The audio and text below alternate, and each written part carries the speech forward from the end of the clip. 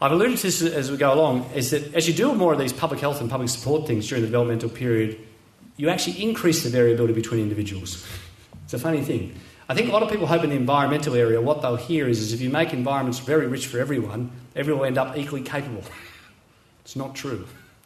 I don't know if you've noticed, I noticed with my children, the extent to which they're taller and better looking and different to me. They've had better environments for their genetic capacity to actually reveal the differences. So some are shorter, some are taller, some are different. The variety comes out when you provide the maximum environmental opportunity. That creates interesting kind of ideas. So for those who think if we fix the environment, everyone will be equally capable, it's not the case. In fact, the more we fix the environment, the more we'll have very capable people and those who are really struggling.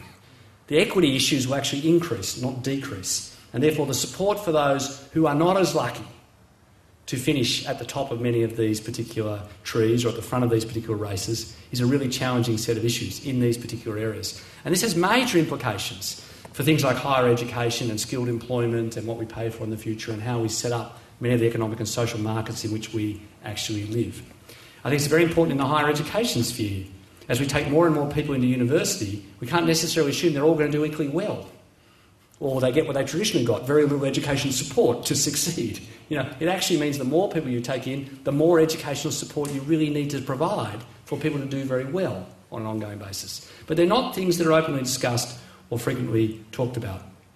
There are many of the issues from a developing point of view. My other big theme is for the rest of us is this plasticity kind of idea. And it is fundamentally, as well summarised in the book by Norman Doidge, In the Brain That Changes Itself, which has been very popular, New York Times bestseller, etc. Some of the stories in there I find a little exaggerated, to say the best. But they do make the very interesting point of understanding the idea of a brain that is changing and understanding much more overtly the things that matter. Things like illness and toxicity that tend to have detrimental effects, but the benefits of employment and education. And then two, I think I must do much more of in my life, but I struggle with dietary restriction and exercise. We actually need to eat less and move more. It's interesting that eating less and moving more grows more synapses on an ongoing basis. A lot of people have evolutionary explanations for that. If you're hungry, you've got to think where the food is and you've got to run around a lot to get it. Once you get it, you tend to stop thinking about it and lie down and the brain sort of shrinks again. You don't need so much cognitive capacity. But it's really challenging for us in a world that we live that eats more and moves less, whether we are actually, from a physical health point of view, doing all that we can. The issues of employment and education throughout your life are issues that we need to look at. A little while ago, I was doing a review of so-called nutraceuticals, things you can buy off the shelf that would make your brain grow or work better. And it had all these sets of pictures next to it. If you bought these products for which there was very little evidence you should take them, but if you paid hard money, obviously what you were being promised was better relationships, physical good health, good ageing, interaction with others, etc. If you want to actually have the benefits, they're all the things that you should do in order to have a better brain. You actually should spend more time with other people, exercise more. The transgenerational one's particularly interesting. There's a marvellous study last year of the extent to which when grandparents spent time with their grandchildren, this was good for the cognitive development of the grandchildren and good for the cognitive function of the grandparents. I tell my parents and children this all the time. You take care of each other, I'll get on with my life. But there's a marvellous study of saying the transgenerational benefits are fabulous on an ongoing basis of staying engaged. And yet fewer and fewer children actually have that opportunity of others, of transgenerational sets of connections on an ongoing basis. So we know about the social attachment kind of issues. We know some of the dietary issues that are important, particularly in the fish oil area and the folate area. We know, and I love to say it to adolescent and young teenage audiences and young adult audiences, we know the importance of sleep and actually sleeping at night. Rats stay up at night, humans go to sleep. We now have a whole culture that says children stay up at night and young adults stay up at night and somehow sleep during the day. From a developmental brain point of view, there's nothing worse. So a colleague of mine, Nick Glozier, in association with the George Institute, just published a marvellous study of New South Wales teenagers, of those who sleep less than 7 hours per night, their risk of depression, and they're staying depressed over time, and there are sets of studies now looking in this university at the cognitive effects of that. We've developed a cultural movement, which is a very hard one to understand, backed by cultural practices, the internet, a whole lot of other factors, which are actually interfering with something that's, from a brain point of view, terribly important. And then there is the issue of treating obvious illness. You may have seen just in the news last week, those who say the new technologies are killing brains, and Susan Grenfell, who's a regular visitor to this country, commonly puts the idea, I would suggest on the basis of very little evidence, that the internet per se is frying brains or causing autism. We belong to a movement this is my colleague Helen Christensen at ANU, of the advantages of internet-based technologies for increasing social attachment. The extent to which technology actually, when used by people who've got social relationships, increases their social attachment and improves their mental health and well-being, and may also be a technology that assists people of those who get more disconnected by disability or by other issues to get connected. So one of our partners in the Brain and Mind Research Institute, the Inspire Foundation, you may have seen the founder Jack Heath on Australian Story recently, use the technologies to grab kids in trouble to reconnect on an ongoing basis. So there are opportunities in the new technologies, I think, for enhancing social attachment. However, if they do things like interfere with sleep-wake cycles, there may be other issues that we need to attend to.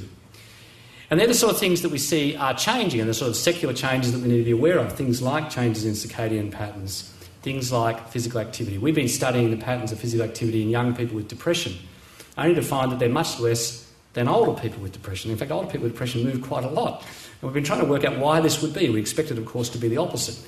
And in fact, we may have a generation that just physically moves a whole lot less than the previous generations did due to the technical world that we live in, which really matters from a brain point of view. And in the social world, social enhancement is great. Social isolation, which is very easily for young people to be more isolated through technologies but through lost social opportunity, is terrible from a brain point of view. When you come to the brain-related illnesses, it's very important to say the health world is dominated by continuous discussion of cancer and cardiovascular disease. When you get old, you will die of cancer or cardiovascular disease. The probability is very high that one of those will cause death in the dark blue lines here. If you want to know how you will not live a productive life, then brain-related conditions, either mental disorders or neurological disorders, account for over 40% of years of life lived with disability, this YLD statistic. They are overwhelmingly the causes of people not being able to live productive lives on an ongoing basis. And there are many people in Australia with those common mental disorders, the depressive, the anxiety and the substance use disorders. And it isn't just a girl thing. If you add in substance abuse, about an equal number of men and women. The important thing to say, the two sets of brain-related conditions that cause impairment act at different points of the life cycle. There's sort of twin peaks for us. There's the constant discussion of dementia and ageing. World Alzheimer's Day this week, the threat of the epidemic of dementia, which frankly, to some degree, is exaggerated. If this was a moving graph, what you would have seen over the last 2 decades is the proportion of this degree of disability at age 75 has actually been falling and moving further to the right. All the things that we now do in midlife around better cardiovascular health and better health generally have meant that today's 75-year-olds do not resemble a generation ago 75-year-olds at all. And the notion of retirement at 65, which goes back to the Napoleonic ages, when only 3% of people actually survived to that age, do not resemble today's current generations on an ongoing basis. So a lot of things that we are doing in public that we lead and staying engaged are actually reducing and moving this figure all the time. So it's actually quite hard to predict what will be the eventual societal needs. And in fact, the original intergenerational report in Australia, which predicted disaster when it was revised 5 years later, said, well, actually, it's not quite as bad as that. And if we all keep doing what we're doing, and you're fortunate enough to stay employed or stay socially attached, and you stay in reasonable health, then actually your brain-related capacities are likely to continue quite a long period of time. Although eventually there's some debate about whether there's a magic age for most of us, currently thought to be 88, at which it becomes very hard to maintain all those brain capacities. But it isn't 65, and it's quite a long way off. The big challenge at a social level at the moment is the degree of disability due to mental health and substance abuse-related problems in young people. There's 60% of disability in the 15 to 34-year-olds, in that peak age of life, those most valuable World Bank 22-year-olds. The big reason they're not here tonight, or they're not at university tomorrow, or they're not in employment, is mental health and substance abuse related. That is the big health challenge in that area. And there's a proportion in childhood, about 25%, and currently we have very little public policy and very little health service devoted to this area. Even though we have people in Australia, like Pat McGorry, our current Australian of the Year, who are world famous for their intervention models, which are now rolled out in North America and in Western Europe, and still, to this day, struggle to be adapted in Australia. So if you go to the major causes of premature death and disability of 15-year-olds in Australia, you see that 8 out of 10 for young men and 6 out of 10 for young women are mental health and substance abuse-related conditions, with anxiety and depression being the common ones. If anyone really did care about young people in Australia, mental health and the set of problems related to it would be their number one priority. And the two big onset periods are the ones in childhood I've alluded to. There are kids who are born with a series of neurodevelopmental and brain-related activities which, if they're not dealt with, will have consequences for their life. A very good thing happens after that. It's called primary school. You see a marked decline in onset of mental health problems for life once you get out of the care of your parents and under the care of teachers. Primary school is the most marvellous place. But actually, the onset of new problems during that period is considerably lower. But adolescence, during this brain-related period of development, frontal lobe development, all the major mental health problems have their start. So 75% commence before the age of 25 and about 50% before the age of 15. That's where we would have our health system. That's where we would target our interventions if we really cared about maximising the cognitive and behavioural capacities of those who run into trouble through illness-related phenomena. Now, in my work in Beyond Blue, we had tried to focus on this issue of, well, how do we prevent these problems and what do we actually do? And the pure prevention arm is pretty difficult because there's less that we know, and of course the real issues there are not health ones, they're broad social ones. And the three that we would put real emphasis on, and I'd really like to emphasise in communities like this, is the importance of social cohesion. And you might put it the other way around, how detrimental social exclusion is. Constantly excluding the other and fearing the other on an ongoing basis. The inclusiveness and being part of something is fundamental to child and adolescent development. Unfortunately, the secular trend has been towards decreased opportunities. Nobody's fault, but we just aren't a member of as many communities and kin and social networks as we were in previous generations. Another big trend is the conundrum of, to be really mentally healthy, you need to be strongly connected, but also in control of your own life, have autonomy and connection. And the extent of what we've ended up with is actually individualism and isolation. And in the pursuit of autonomy and what we need ourselves, the extent to which we may have actually got more isolated on an ongoing basis. And this remains, I think, one of the really big challenges for all of us on an ongoing basis. How do we pursue what we need to pursue, but also remain strongly connected to those in our lives that matter? The other big one I've alluded to in the developmental period is getting serious about delaying or decreasing exposure to clearly toxic substances during these critical developmental periods. And from a health point of view, which is where we can make a difference, intervening earlier. And intervening earlier for particular disorders, there are sets of disorders in childhood, anxiety, attention deficit, conduct disorders and autism being the big ones. And in the adolescent period, a different set of disorders, which are not necessarily the same as in childhood, not necessarily the same problem, related to different phases of brain development in anxiety and depression, alcohol and substance abuse and the psychotic disorders. And treatment does matter. There are lots of areas that receive a bad press, like the treatment effectively of attention deficit. This is just one of the studies to show that if you treat attention deficit in childhood, you reduce the chance of developing substance abuse in adolescence. The kids that get into stacks of trouble with behavioural problems with attention deficit and are untreated are the first ones to use alcohol and other substances the moment they become teenagers and then develop those problems as well. So the big notion in our area of treatment of one disorder to prevent later disorders on an ongoing basis because of the sequencing of disorders. And a failure to attend to one disorder often results in added morbidity from a second disorder. Sometimes of a mental health type, sometimes of a physical health type. A failure to treat depression in childhood increases your chance of being overweight in later life. You develop the physical health problems. A failure to treat depression increases your chance of cardiovascular disease in later life. And the issue is not some religious argument about the values of medicines versus behavioural treatments. This is from a very famous study in the New England Journal of Medicine treating anxiety in children. All the treatments work. The big issue is actually getting treatment. It's not about the relative merits of medicines in combinations with psychological therapies. The big issue is getting treatment. Even the treatments with the limitations they have big effects. There are new, really interesting areas as people realise the importance of this area, autism being one of the best examples of a so-called rising tide of autism, famously blamed in the UK on childhood immunisation, a piece of nonsense promulgated by the Lancet at the time. But an increasing recognition of how important social development is to final outcome. So what's happening here is not that really there is more autism, probably, but probably there's an increased sensitivity to how important it is to have social capacity to succeed in life. So parents increasingly worrying about what to do.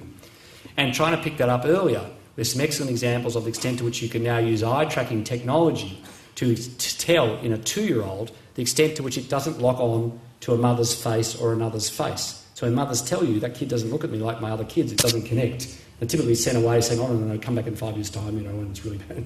There are actually increasingly technologies now to actually identify children who are not interacting in the appropriate social way at a very early age. And in some work done at our own institute by Adam Costello, we now have novel ways of intervening using oxytocin, which is a breastfeeding hormone, to change social connection. If you squirt oxytocin up your nose, you suddenly feel warmer and different about people on an ongoing basis. And in fact, you can see this in terms of changing eye tracking. Now, the point here is if you imagine, I don't know if you've ever had the experience of trying to educate or interact with a child that doesn't look at you. It's very hard as an educator. Right? There's a two-way dance between a parent and a child in many of these situations. If you can change the way the child relates to the parent who's got a fundamental problem with tracking, then the person who's doing the education or the attachment changes in their response to that child on an ongoing basis. So the big challenge here is, can we manipulate in some ways or other some of the biological deficits to increase the chance that that child will benefit from social attachment from education on an ongoing basis? And many of the challenges in the neuroscience in this area are exactly that.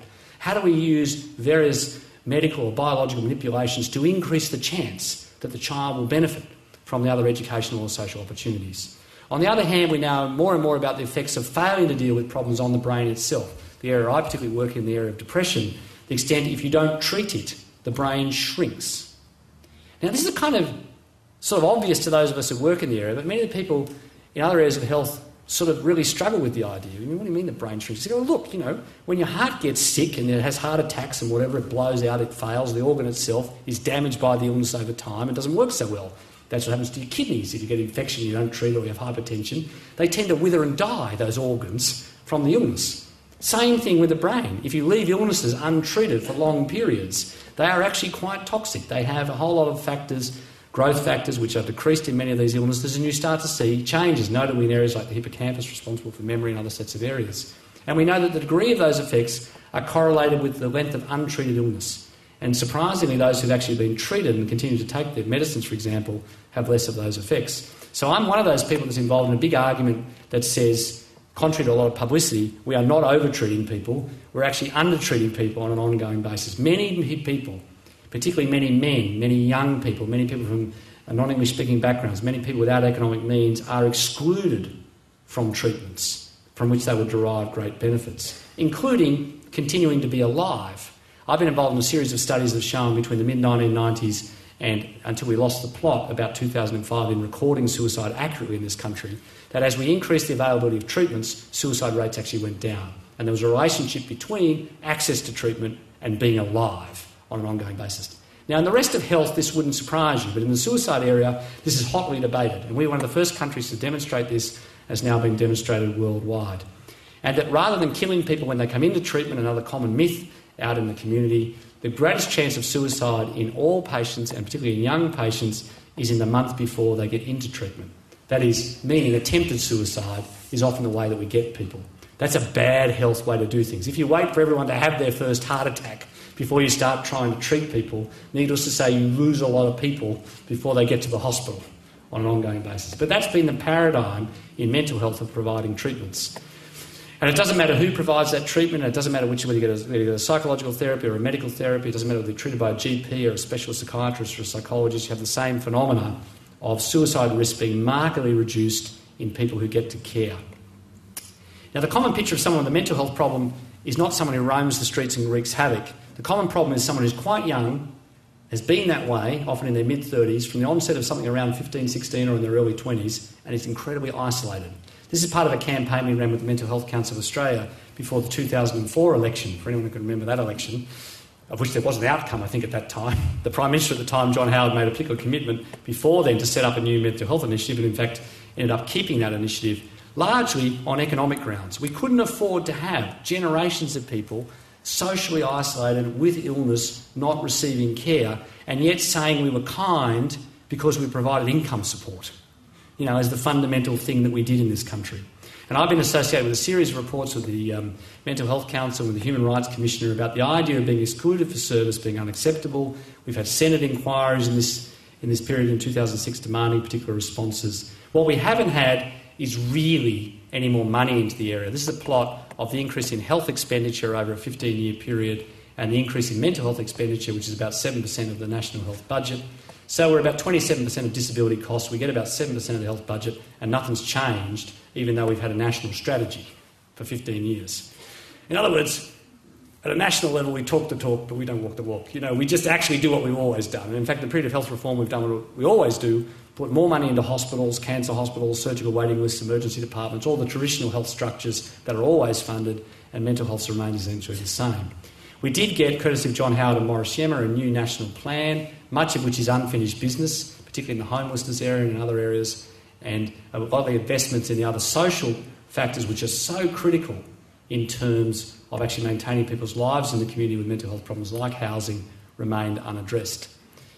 What we are driving is increasingly an agenda that tries to recognise the epidemiology, what things are like, recognises the brain sciences, recognises the opportunity for prevention and early intervention. The community engagement, I must say the media support is great. IT is fabulous for us. We're one of the people who really think a national broadband network would be a great idea because we can actually deliver things online worldwide, but certainly Australia-wide, in ways that other areas of health will really struggle. The big question for us is not whether there's community engagement, whether there's capacity, whether there's new understanding. The big question is there political leadership? This was a cartoon from the Canberra Times when Mr Rudd was the Prime Minister, and just after the announcement of the previous COAG plan, it says, just turn up the economic commentary on the radio and try not to make eye contact with the person with a mental health problem. You may or may not be aware of the $7.5 billion new announced into health in April 2010. Only 2% was to go into mental health of the new investment. So something happened between the policy development under the Bennett National Health and Hospital Reform Commission and the political delivery, for which the politicians blame the community. Well, that's what the community wants. In fact, if you go out and ask the community, as John Menadue and other people have done in a focus group-like way, in a sophisticated way, there are three really interesting areas of health that continuously arise where the community expects further investment. Child health, Indigenous health and mental health are the big three. In terms of areas where people understand that we failed in various ways to seize the opportunities and make real investments that matter on an ongoing basis. So the big issue for us, and I must say I use this one very much in the healthcare sector, because as doctors we have a tendency to be quite comfortable in our offices and twiddle our thumbs in the face of obvious problems and suggest that before we do anything about it we should see for a little while what happens on an ongoing basis. And I suggest to you, in a mental health sense, that's what we're really about. We had a survey in 2007, 10 years after another survey, 20% of the population has a problem. I just want to draw attention finally to what it really means. Of the 20% who had a problem, only 35% got any help. And most importantly, only 13% of young men and 31% of young women. Now remember what I said, that 75% of these problems start before the age of 25. At the time when these things start, we have the lowest chance of those people being in contact with health systems. The health systems are not proactive.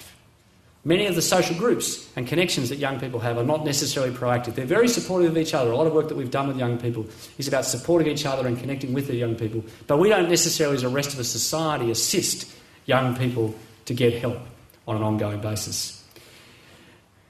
For myself and many of the people that I'm associated with, what we need is much greater help and assistance from the wider community about getting the real structural changes that matter, not just in the health system, but in the education systems and the social systems that make better health systems to what we call collaborative care, rather than a whole lot of individuals running around doing things on their own that don't help.